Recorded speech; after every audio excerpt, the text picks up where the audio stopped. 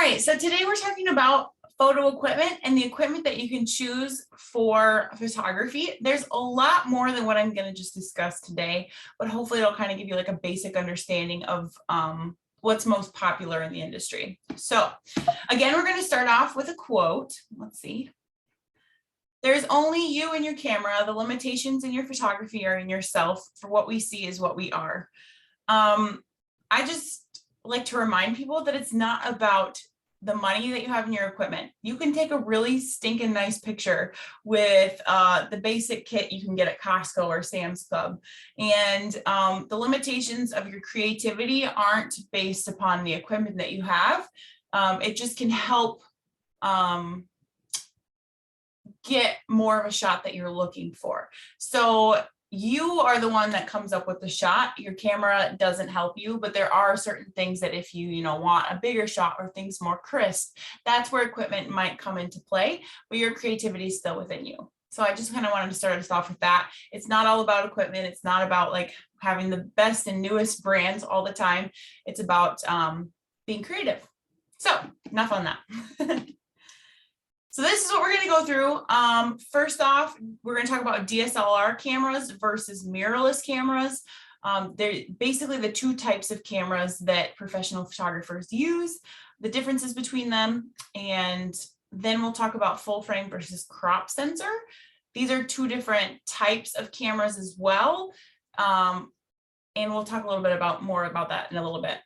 Then we're going to talk about the different brands and the different bodies for each brand. So that's the actual camera, and then the lenses that you can attach to the bodies. So we'll start off with DSLR versus mirrorless. I don't like blocks of text, but and I cited my sources, go me at the bottom. But I thought they did a really good job of helping explain this because I didn't have like the right words for it. So I'll try not to like read it directly, but I'm going to read it and then we'll talk about it a little bit.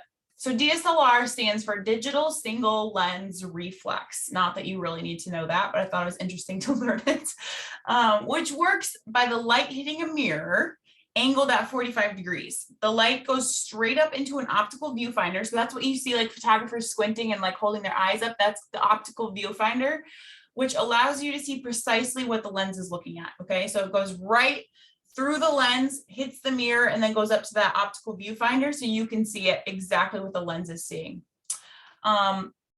This is a true optical path with no digital processing in the middle. So there's no, just like I said, no digital processing. It's exactly what you're seeing through the lens. When you're ready to take the photograph, then the mirror moves out of the way so that the sensor can get to the lens, what the lens is seeing, okay? So when you take a picture on a DSLR camera, your screen in your optical viewfinder is gonna go black when you take the picture, okay? And it's not very long, but it just goes like, because the mirror is moving in the lens, okay? So you don't get to see as you're taking the picture, but it's quick, okay? One of the things about a DSLR camera, you'll talk about a shutter count a lot on those. It's really important to know the shutter count of a DSLR camera, which means how many pictures has this camera taken, because at some point that mirror starts to wear out from going up and down and opening and closing while you take the picture. So if it's got a lot of pictures taken on it, a DSLR camera has a high shutter count. It might not be the best investment if you're looking at being used. A mirrorless, however, is exactly the opposite of DSLR. You probably guessed that it doesn't have a mirror. It's a mirrorless. With these cameras, the light passes through the lens straight onto the sensor, so there's not the mirror there to be processed. It's displayed then on the back of the camera or in the viewfinder, but this is electronically processed, okay? So it's not exactly what you're seeing through the lens. It's electronically processed, so it's like a screen, okay? So one of the big things about mirrorless is since it's on a screen, the screen can show you as you're making your adjustments. So what we talked about last week, shutter speed, aperture, ISO, as you adjust all three of those things, you can see exactly on that screen how it changes the exposure of your picture. Okay, so it's really nice. I even struggle now because if I try to go back to a DSLR, because if you're looking at a DSLR camera, you're just going to see exactly what you see through the lens. So it might be super dark, but your adjustments have made it so it's properly exposed, but you can't see that in the viewfinder of a DSLR. On a mirrorless, you can see exactly the picture that you're going to get when you take it. So it's just like when you hold up your iPhone, it's the exact picture you're going to get. Okay. So that's kind of a benefit of mirrorless, especially when you're starting, is because you might not know exactly what settings to put it at. But if you're adjusting and you see, oh, wow, that's way too bright on my screen, then you know you have to adjust something back or up or whatever. Whereas a DSLR, you have to take the picture, then look at the picture and say, whoa, that was overexposed. Let's try again. Does that make sense? Okay. Full frame versus crop sensor then. Again, cited my sources, go me.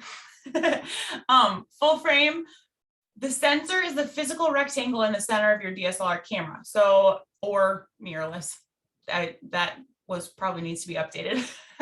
That reads the image from the lens. Okay, so that was where the mirror moves up to the sensor in a DSLR, or in the mirrorless case, it's already just going straight to the sensor. Generally, the larger that sensor is, the more light and detail you're able to capture. Okay, and the higher your image quality will be. So a full frame camera has a sensor the size of a 35mm film camera. Okay, so it's got a larger sensor, which means you're going to get better, higher quality pictures. A crop sensor, on the other hand, is smaller than the standard 35mm size for that sensor that's reading your photos, which introduces a crop factor to the photos that these cameras take.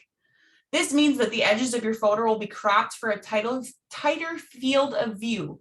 For example, if you use a 50mm lens, so we'll talk about lenses in just a minute, but if you're using a 50mm lens on a crop sensor camera with a multiplier effect of 1.5 times, your effective focal length will be the same as a 75mm lens, okay? I know that kind of is a lot, but let me try to explain it. With a crop sensor, when you attach a certain lens, you're not getting the actual length of the lens that you put on there. Because of the crop sensor, it's making it a tighter image. So you're actually getting a longer lens on there, okay? And it's not as high quality as a full frame camera. Does that make sense? Okay. I know it's kind of the nitty gritty. That's why I thought maybe these definitions would be a little bit more helpful, but we'll get into it a little bit more here. Top 3 brands of cameras, okay? This is in my opinion. Some people might throw a few others in there, but I think for the most part, especially the first 2 here, Canon and Nikon, are the big photographer recommendations. Most photographers have a Canon or a Nikon. I'm weird. I have Sony, so I had to throw it in there.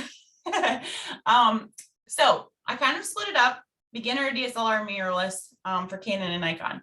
The beginner series for Canon is called the EOS Rebel T series. So I'll show you some pictures in a little bit, but it's the Rebel T series. It's your very basic. A lot of the times you can get them from Costco, like a kit lens and a kit all in one, okay? DSLR then, what we talked about with the mirror, is the EOS 5D Mark series, okay? And that's when they start to become full frame cameras. So your beginner, the EOS Rebel T series, has a crop sensor, okay? DSLR, then that Mark series, 5D Mark series, they are full frame. And then their mirrorless is the EOS R series, okay? So that's without the mirror. Now compare that to Nikon. The beginner series is the DX series, and anything with the DX for a Nikon is going to be a crop sensor camera, okay? So those are the same thing. You'll probably be able to pick up a D3500 Nikon kit from Costco or Sam's Club, Walmart, whatever. And they have the crop sensor. DSLR, the DSLR series is right like that D750, D850, and the D6 is like their highest quality DSLR body. That's their FX series, which means it's a full frame cameras. Then their mirrorless series, so the without the mirror, is Z series. Okay, so those are the ones without the mirrors. Those are also full frame cameras. And then Sony has quite a few point and shoot cameras, but for the purposes of like professional photography, they really only have like the A7 series. And they're all mirrorless. Okay. They might, I don't even know. I don't even think Sony has DSLR. I've never really heard of it. They might have one. I don't know. But Sony is really well known for their mirrorless. They were the first in the industry for mirrorless. And that's why I went with Sony, because I had before Sony, I was in this DSLR FX series for Nikon, and Nikon hadn't released their mirrorless. They had like just released their mirrorless, and Canon was like just there too. And I was like, I don't want the glitches. I think I'm going to go with Sony because they've been in the mirrorless game for longer. So that's how I ended up in Sony. But yeah, let's look through here. So Canon, I just kind of wanted to show you some different pictures. They kind of all look similar, but this first one over here is the Rebel series. So this would be your crop sensor, your kit lens from Costco. Right here is the 5D Mark IV. This would be the DSLR full frame. And then their mirrorless, their most popular mirrorless camera is the R6. And that's this one right here. Also full frame. For the Nikon side of things, this is the D3500 kit lens from Costco, crop sensor, that kind of thing. Then this is their D850, where we get into the full frame DSLRs. And then their most popular mirrorless camera right now is the Z6. They also have like a Z9, but a lot of the photographers I know have the Z6 here. So that's why I put that one in there. And then Sony A7R. This is the A7R4. I actually have A7R3s. I have two of those. And then I have an A7R2 as well. So mine are a little bit behind the game, but like I said, I'm not going to upgrade every year when they come out with a new product. Like my cameras are just fine. So that's Sony. Okay, so let's switch gears now. Those were the bodies of a camera. Okay, so if like this picture right here doesn't have a lens on the camera, you can't take a picture with a camera like this. You're going to need a lens. Okay, so the most common portrait lenses are between zoom lenses and prime lenses. So zoom lenses, you can twist that they go to different focal lengths. Okay, so you might start, oh wow, and I realized I have these switched. Zoom should be on this side and prime should be on this side. Clearly I didn't read that. I didn't proofread. So our prime lenses, ignore the zoom here, they only have one focal length. You can't zoom in or out on these lenses. So if you want to zoom in and out, you're going to have to move your feet. That's what I always say. You have to get closer, you have to back up. Some benefits of these though is that you can get a lower aperture in these lenses, so you can get more of that blurry background. And I think that using a prime lens can get you a picture that you're looking for. Okay, when you're using a zoom lens, sometimes when you zoom in, you forget to like adjust your shutter speed or to make it exposed correctly, and then you take the picture wrong. Not that's necessarily wrong, but I think it's just easier with a prime lens to get the photo that you want, in my opinion. But there's definite benefits to zoom lenses as well. Like for family sessions, when there's kids running around all the time, I don't have time to like stand up and move back and then stand up and move forward and get to their level. So it might be easier just to throw a zoom lens on so I can get close to them, I can get far away when they're moving back and forth all the time. So for prime lenses, oh, this is confusing, I'm sorry. The basic lengths, 35, 50, 85, 105, those are pretty common lengths for prime lenses where you don't have a zoom. The apertures then can get down to like 1.2, 1.4, 1.8. As you get lower, so as you go from 1.8 down to 1.2, it's going to get more expensive. So I always recommend starting with like a 35 or a 50. I personally love my 35. I know, Alexa, you love your 50. But I love my 35. It barely ever leaves my camera, to be honest. You can basically get everything with it. You could start with like a 35 1.8, but sometimes then your lens will have a crop sensor in it as well, or it's not a full frame lens. So once you get into that 1.4 range, usually they're full frame lenses as well. Let me think, was there anything else? Yeah, but it gets a little bit more expensive in that 1.4 range. Any questions about prime lenses? Okay, zoom lenses then, ignore this. These are the two most common for zoom lenses in portrait for portraits, the 24-70 and then the 70-200. So 24-70 covers basically like 35-50, close to your 85, not quite. So basically it's like 3 lenses in one kind of, but your aperture can only really ever get down to 2.8. So you can't get as blurry backgrounds or, the crisp subjects as if you were using a prime lens. Then the 70-200 millimeter, this one is phenomenal for ceremonies because you can zoom in really far. If you're all the way at 200 millimeters, you could be standing like at the end of a football field and see the person at the other side of the football field, okay? Because you can zoom in really far. If I had a 35 on and was standing at the end of a football field, I would like barely see this tiny little dot at the end of the other side of the football field. That's kind of the way it works. 35, you get more of a wide angle, you could see more. A 200, you're gonna see zoomed in real far. Okay, questions, good? All right, brands of lenses then. So we talked about brands of cameras. Now we're gonna talk about lens brands. I said that right, yeah, brands of lenses. So the best and most expensive, usually with higher quality equipment, you're gonna pay a bigger price, is the actual brand of your camera. So if you buy like a Sony lens for a Sony camera, it's gonna have sharper focus, it's gonna have quicker focus, but it's also gonna be a lot more expensive. Because it works, it's supposed to work with your camera, that's why it's more expensive and it has faster focus. So if you buy Sony lenses are the best. If you buy Canon lenses are the best. If you buy a Nikon, same thing. Then still good, but less expensive. They have come out with, different brands have come out with lenses that still work with a Sony, Canon, or Nikon. They're just a little bit less expensive, but they might not have as quick of a focus on them. That they might be a little bit heavier. Like my Sigma 50 millimeter lens is a lot heavier than my 35 that's a Sony. So it's just like different things about the lenses there.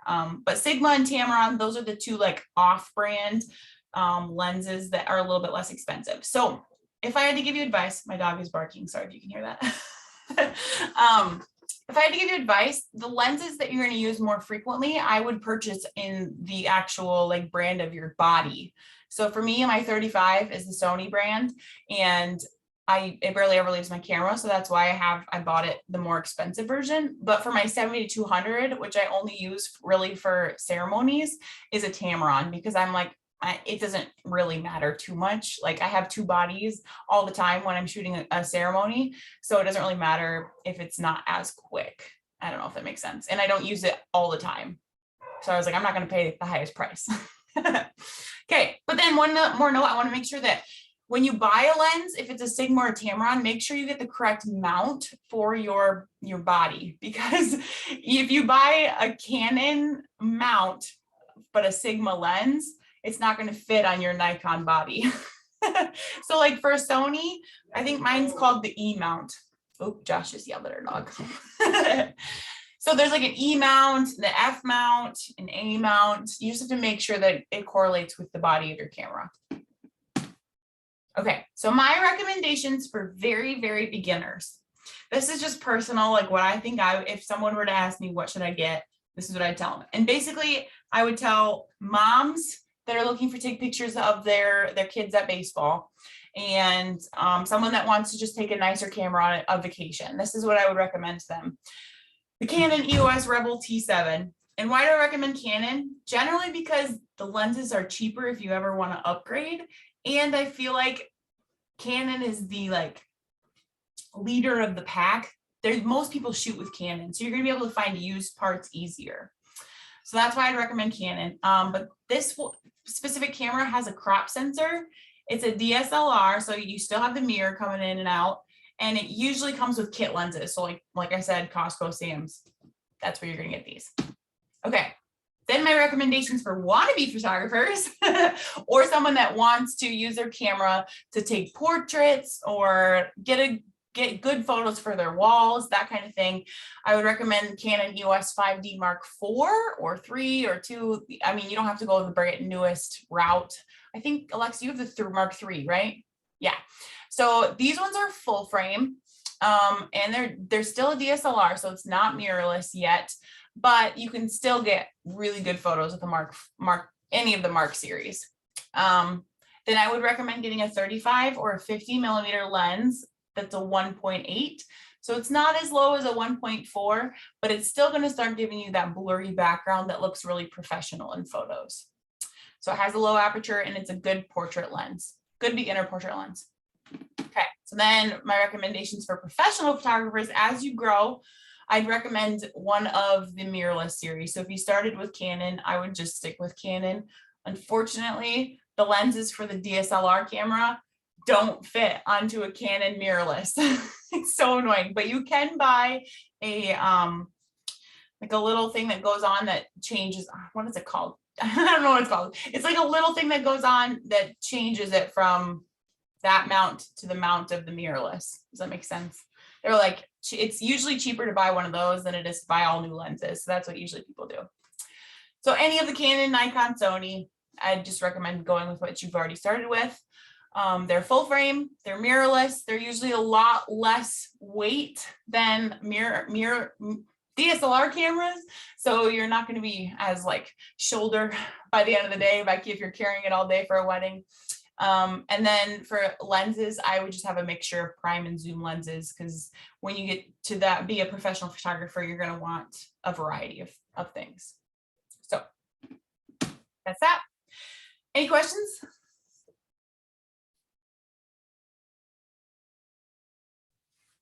Hopefully I kind of hit it on the head. Like there's a lot of little things that as you start taking pictures, and if you use a DSLR versus a mirrorless, you're gonna be like, oh, that totally makes sense. But in a PowerPoint, it might kind of be like, I don't get it. You know, it's like hard to do without actually seeing how it works. But if I could interject, I would say, like Rachel, if you want to be a photographer, I wouldn't jump to a full frame immediately, just because they're so pricey. And like I started my business on a crop sensor, and I wouldn't recommend weddings on a crop sensor. I would recommend full frame because they have 2 card slots in them. But I would recommend like the Canon 70D or 80D because it's a crop sensor, but it's also way better than the T series. And you could still get like a 50 or 35 with that. And I would recommend the 50 1.8 because it's $130 and it's great quality for that price. So that's what I would recommend, just because I don't think you always need to jump full force into the full frame because they're so expensive. Now the 80D you can get like used or refurbished for like $900, so it's still more expensive. So if you wanted to, you could also go for T7i, which is a little bump above the T7. The I has more features, like better focusing, more cross focus points, and just those kinds of things. So that's what I would recommend. But you're our expert on the Canons, because I could talk all day about Nikon, but I don't know nothing about Canon. And unfortunately, like that's the route that I probably should have gone, but my parents just bought me a Nikon, so that's what I stuck with. Yeah. But I always recommend Canon to beginners because there's so many more users of Canon. So that's why I recommend them. That's a good call though. Like I started my business, I shot my first wedding, would not recommend on a crop sensor without dual slots. So dual slots is when you have 2 SD cards that you can write to. And yeah, I shot my first wedding on one card, the whole day on one card on a crop sensor. No, don't recommend, don't do that. But if you're just doing like portraits or senior pictures, like I think it's totally fine. You can get really quality. If you don't want to get into weddings, but you still want a full frame, there's the Canon 60, which is full frame, but it's only 1 card slot and it's a little cheaper. So that one's also a good one. For sure. Yeah. I have 2 different ones like pulled up right on Canon, like they're refurbished ones. So I don't know. Nice. Which ones you got pulled up? I'm gonna stop this recording quick. Hang on. Maybe.